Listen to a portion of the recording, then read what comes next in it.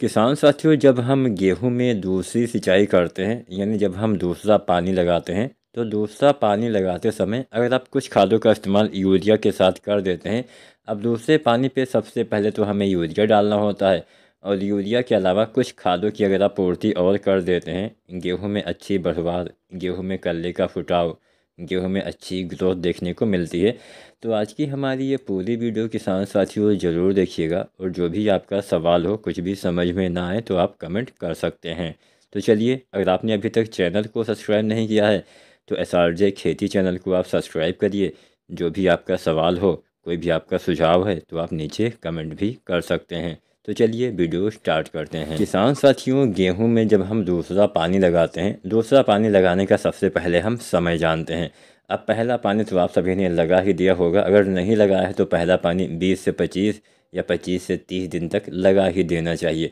पहले पानी पे भी आपको यूरिया डालना होता है। यूरिया 40 से 45 किलो पहली सिंचाई के बाद इस्तेमाल करिए। बहुत से किसान साथी जो अभी दिसंबर के महीने में बुआई किए होंगे या फिर करने वाले होंगे, तो वो पहला पहला पानी जो है वो समय से लगाइएगा, और पहला पानी आपको हल्का हल्का लगाना होता है।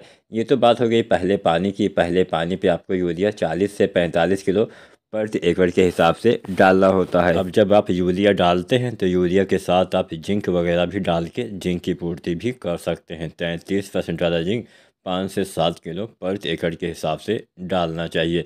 फिलहाल ये तो हमने पहले पानी के बारे में भी कुछ बता दिया। आज की वीडियो का विषय तो दूसरा पानी है।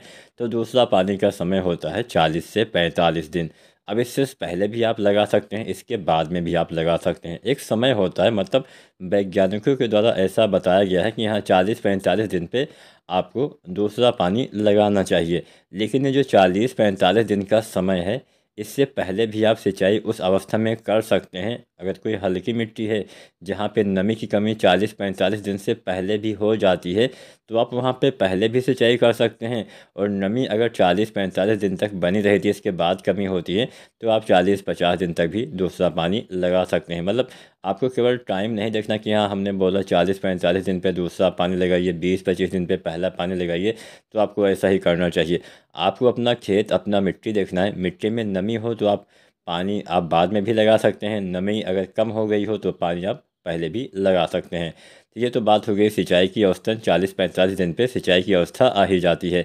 अब जब आप सिंचाई करते हैं तो सिंचाई, अब कभी भी गेहूं में पानी लगाइए तो बहुत ज़्यादा भरिए मत। पहला पानी तो हल्का हल्का लगाना ही होता है, लेकिन इसके बाद भी जब आप पानी लगाइए तो ऐसा ना लगाइए कि हाँ खेत में पानी बहुत दिन तक भरा रहे। ज़्यादा पानी भरा रहने से फसलें किसी भी अवस्था में पीली हो सकती हैं। आपके पौधे गिरने की संभावना भी बढ़ जाती है अगर हवा चलती है तो यहाँ पे पहला पानी तो हल्का होता ही है। दूसरा पानी भी आपको बहुत ज़्यादा भरना नहीं होता है।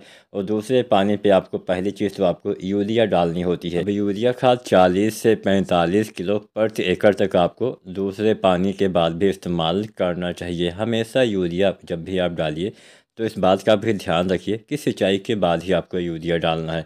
सिंचाई से पहले डालने से लिंचिंग हो जाती है। जिन किसान साथियों को लिंचिंग के बारे में नहीं पता है, लिंचिंग में होता क्या है, लिंचिंग में आपका जो, जैसे आप पानी लगाते हैं तो पानी के साथ साथ जो आपकी खादें होती है वो भी नीचे चली जाती है। ऐसा कब होता है? ऐसा अक्सर सिंचाई से पहले खाद डालने से होता है। मान लीजिए आपने पहले खादों का इस्तेमाल कर दिया, उसके बाद आपने सिंचाई किया, तो जब सिंचाई करते हैं तो लिंचिंग वैसे तो हमेशा होता रहता है। जो हम चीज़ें ऊपर, मतलब मिट्टी के ऊपर डालते हो, नीचे जाना ही जाना है। लेकिन लिंचिंग में बहुत जल्दी जाता है और बहुत तेज़ी से जाता है और बहुत नीचे चला जाता है, जिससे आपके पौधे उसका उपयोग नहीं कर पाते हैं। मान लीजिए यूरिया में ये समस्या ज़्यादा होती है। यूरिया बहुत जल्दी पानी के साथ घुल भी जाती है और बहुत जल्दी इसका लिंचिंग भी हो जाता है। तो हल्की मिट्टी में क्या होता है कि जैसे मान लीजिए आपने यूरिया डाला, आपने सिंचाई कर दी, तो सारी यूरिया बहुत नीचे चली जाती है और आपके पौधे उसका उपयोग नहीं कर पाते हैं। तो यहाँ पे लिंचिंग से बचने के लिए भी आपको हमेशा सिंचाई के बाद ही यूरिया डालनी चाहिए। अब यहाँ पे हमने यूरिया खाद के बारे में तो आपको बता दिया कि पहले दूसरे पानी पे 40-45 किलो यूरिया डालिए। अब यूरिया के साथ दूसरे पानी पे मान लीजिए आपने अभी तक पोटास ना डाला हो। बहुत से किसान साथी पोटास तो बुआई के समय ही इस्तेमाल किया जाता है, तब अच्छा लाभ मिलता है। लेकिन अगर आपने अभी तक इस्तेमाल नहीं किया है तो आप 25 किलो 20 किलो पोटास दूसरे पानी पे भी इस्तेमाल कर सकते हैं। अगर आप पहला पानी लगाने वाले हैं तो इस अवस्था में भी आप पोटास डाल के इसकी पूर्ति कर सकते हैं। तो दूसरे पानी पे आपको पोटास डालना होता है, लगभग आप 25 किलो या 20 किलो आप डाल सकते हैं, अच्छा लाभ मिलेगा। और इसके साथ साथ कुछ चीज़ें हैं जो आप करेंगे तो और ज़्यादा लाभ मिलेगा। अब इस अवस्था में एक फार्मूला मैं आपको बता देता हूँ, इसका इस्तेमाल आप कर सकते हैं या फिर खादों का इस्तेमाल आप कर सकते हैं। जैसे अगर आपने अभी तक जिंक न डाला हो, मान लीजिए आपकी फसल 40 45 या 50 दिन की हो गई है और आपने अभी तक जिंक खाद का इस्तेमाल नहीं किया है, तो आप जिंक का पूर्ति कर सकते हैं। लेकिन आपको जिंक का स्प्रे करना चाहिए, छिड़काव करना चाहिए, मिट्टी में इस्तेमाल जिंक का नहीं करना है। तो यहाँ पे जो 33% वाली जिंक आती है लगभग 700 ग्राम, या फिर 21% वाली जिंक लगभग आपको 1 किलो, या फिर अगर आप 12% वाले जिंक डालते हैं तो लगभग आपको 120 ग्राम इस्तेमाल करना है। अब जिंक जब आप डालते हैं तो साथ में 1 किलो यूरिया आपको अवश्य मिलाना है। अगर आप यूरिया नहीं मिलाना चाहते हैं तो आप बुझा हुआ चूना इस्तेमाल कर सकते हैं। आधा किलो आप चूना लाइए, उसको उसको पानी में भिगो दीजिए, मतलब शाम को भिगो दीजिए, सुबह जो पानी बचता है उसी पानी में आपको जिंक को मिला के इस्तेमाल कर लेना है, अच्छा लाभ मिलेगा। सिंगल जिंक का छिड़काव मत करिए, यूरिया आप मिला सकते हैं। अब जो 12% वाली जिंक आती है उसका तो इस्तेमाल आप किसी भी खाद के साथ कर सकते हैं, लेकिन 33% वाली और 21% वाली जिंक के साथ आपको यूरिया या फिर बुझे हुए चूने का पानी ही इस्तेमाल करना पड़ेगा। तो यह तरीका भी आप अपना सकते हैं, इससे अच्छा हरियाली आएगा, अच्छा ग्रोथ होगा, फुटाव होगा, चमक आएगी पौधे में, अच्छे से भोजन बनेगा, बालियों का निर्माण बाद में सही से हो पाएगा। तो यहाँ पे जिंक आपको तभी इस्तेमाल करना है जब आपने इस्तेमाल ना किया हो। अगर आपने पहले जिंक डाल दिया है तो इस्तेमाल करने की आवश्यकता नहीं है। एक खाद है जिसका इस्तेमाल आप कर सकते हैं, सागरिका तरल का इस्तेमाल कर सकते हैं, जो सागरिका लिक्विड रूप में आती है।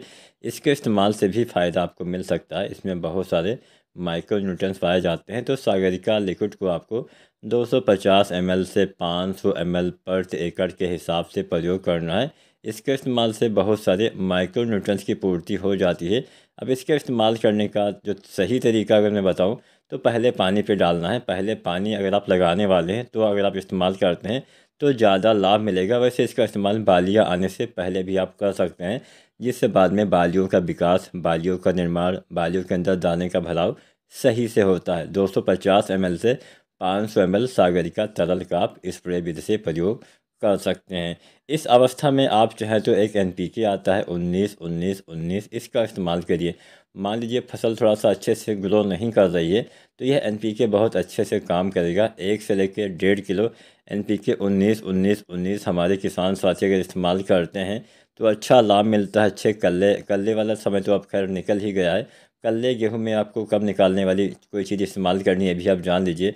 गेहूं में कल्ले औसतन 15 से लेकर 40-45 दिन तक ही निकलते हैं, इसके बाद नहीं निकलते हैं। तो वैसे अगर आप NPK 19-19-19 डालेंगे तो फ़ायदा मिलेगा, आपके पौधे में अच्छी ग्रोथ होगी, आपके पौधे में हरापन, अच्छे भोजन बनेगा। लेकिन कल्ले निकलने के पर्पज़ से अगर आप डालने वाले हो तो पहले पानी के आसपास डालेंगे तो वहाँ पे थोड़ा बेहतर लाभ मिलेगा। बाकी अभी आप NPK 19-19-19 गेहूँ में आप कभी भी डाल सकते हैं, और सबसे बढ़िया टाइम 20 दिन से लेकर 30 दिन का रहता है, और चाहे तो 40-50-60-70 दिन तक, बाली आने से पहले तक इसका इस्तेमाल आप करेंगे तो भी लाभ ही मिलेगा। तो यहाँ पे मैंने बहुत सारी चीज़ें आपको बता दी। यूरिया डालिए, पोटास न डाला हो पोटास डालिए, जिंक न डाला हो तो जिंक का स्प्रे कर सकते हैं, सागरिका अगर आपने न डाला हो तो सागरिका आप स्प्रे कर सकते हैं। पहले पानी के आसपास डालेंगे तो अच्छा लाभ मिलेगा। NPK 19-19-19 डाल सकते हैं। और बाली आने से पहले 1-2 NPK होता है जो हम डालते हैं, 0.34 डालते हैं, साथ में बोरोन वगैरह डालते हैं, जिससे अच्छा लाभ मिलता है। तो यही सब आपको करना है, समय से आपको खादों का इस्तेमाल करना है। मिट्टी में पर्याप्त मात्रा में नमी होनी चाहिए, तो आप भी गेहूं में अच्छा पैदावार ले पाएंगे। वीडियो और जानकारी अच्छी लगी हो तो लाइक शेयर करें, और चैनल को सब्सक्राइब नहीं किया है तो सब्सक्राइब करें। धन्यवाद।